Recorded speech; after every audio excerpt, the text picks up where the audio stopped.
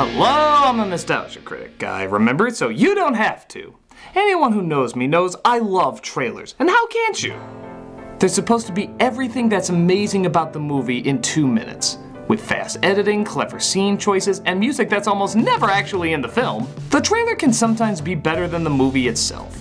I bring this up because 2 very big trailers with very different reactions came out recently. One being Captain America Civil War with the reveal of Spider-Man, and the other being Ghostbusters with the reveal of some really lame jokes. You can guess which trailer had which reaction. But this does bring up a good question: how right are the trailers?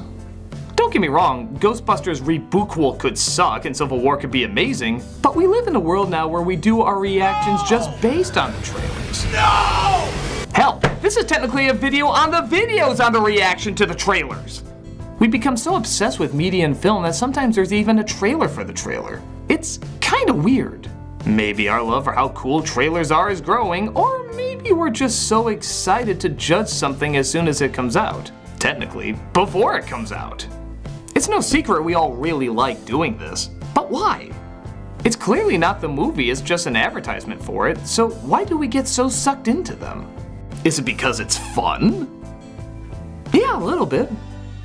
Here's the thing, everybody knows trailers are supposed to be manipulative, so it's interesting to see how well we figure out just from 2 minutes if an entire hour-and-a-half plus film is going to be good.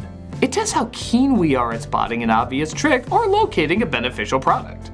How cool is it to get hyped up for the Dark Knight trailer and have it fulfill your expectations? Or twiddle your fingers at how little they show of the Return of the King trailer because you know they're keeping all the awesomeness a secret? It's also fun to look at something like Gem and laugh at how obviously off they are at capturing the original source material. Sometimes good movies and bad movies are pretty easy to spot. But the fact is, not every good film has a good trailer, and not every bad film has a bad trailer. Some of the worst movies have phenomenal trailers. Remember the suck-ass Mario Brothers movie? The teaser is incredible. No, I'm not talking about that shitty I Got the Power one. That was the first sign something was wrong. I'm talking about the This Ain't No Game trailer that made it look like Batman meets Total Recall. We're going in.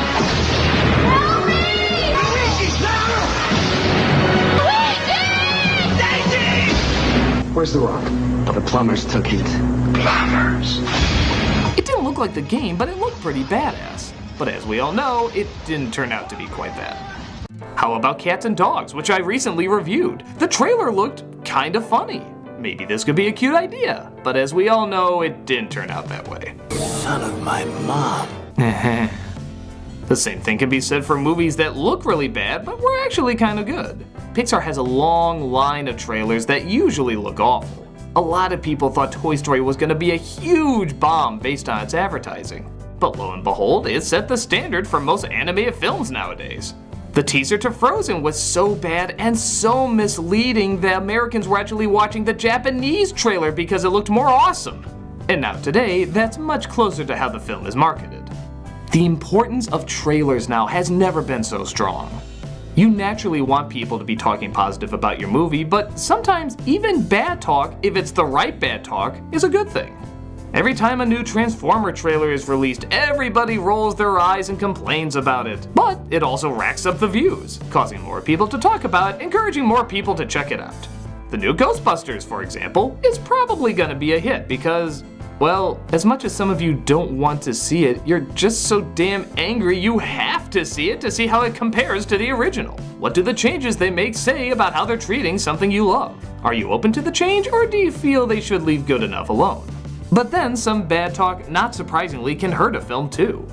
The backlash on the choices of the last Ninja Turtles movie were so great that they actually changed the casting of some of the characters around. Oh, and didn't you hear? That's Lex Jr. in the new Batman Superman movie. Just like it always was, right? Even the new Star Trek trailer got star and writer Simon Pegg to come out publicly and say, "This isn't the movie I wrote." The ads featured a more rock band action stunt flick than Star Trek of Ideas, but Pegg assures everyone that that was marketing's choice. He guarantees them the film is much different. In fact, trailers can be so manipulative that some have even been recut for humorous purposes. Two of the most popular ones are Shining and Scary Mary. two movies seemingly switching tones, as Shining is recut as a feel-good romance about embracing life, and Mary Poppins is recut as a supernatural horror film. The great thing about both of them is, technically, neither one lies. Shining is about a writer who's trying to get away and has trouble connecting with his family. He's a writer looking for inspiration. Lots of ideas. No good ones. Mary Poppins is about a strict nanny with shocking superpowers.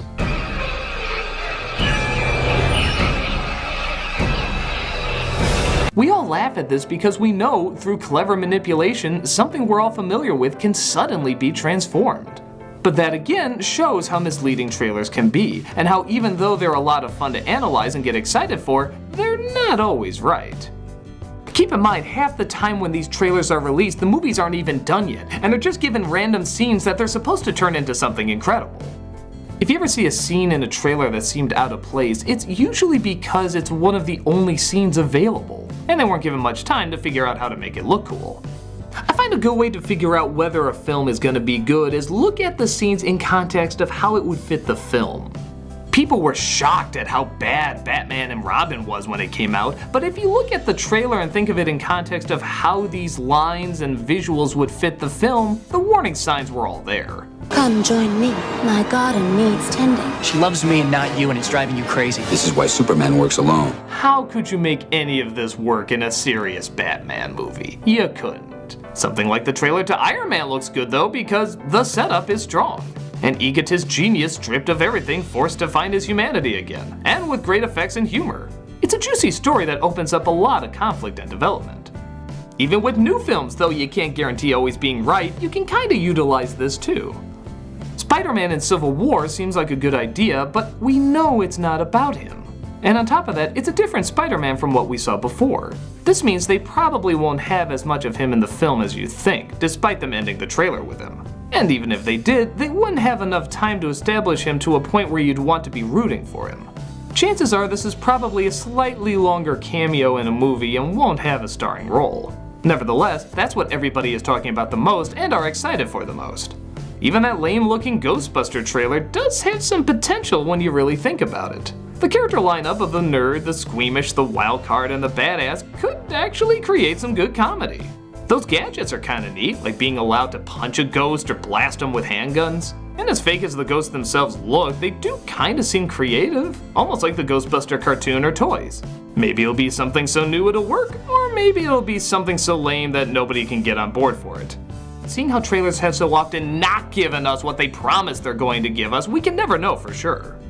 We can't act like we can predict from the start whether or not we're going to like a movie. Everyone has had a surprise they didn't think they would like. Everyone has had a film they disagree with critics on. And everyone has had a film where you come out saying, wow, that's not at all what I thought I was going to get from the trailer. Now that doesn't mean don't analyze trailers or see what makes a good one or a bad one. Assumptions aren't always as bad as everybody thinks. They help us make rational guesses and spend our time well, as long as we realize they are just assumptions and not facts.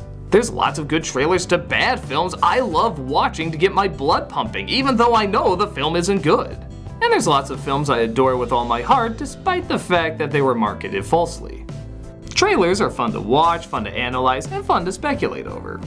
We need to know though we won't always be right, and there's no foolproof way to tell what we're going to like and what we won't. I thought I would hate films like Kung Fu Panda, Toy Story, or Cabin in the Woods, but I ended up loving them. I thought I would love films like Man of Steel, Wolverine X-Men Origins, or Signs, but they sucked hard. Maybe you had the exact opposite thoughts of me and you thought these trailers perfectly summed up the movie.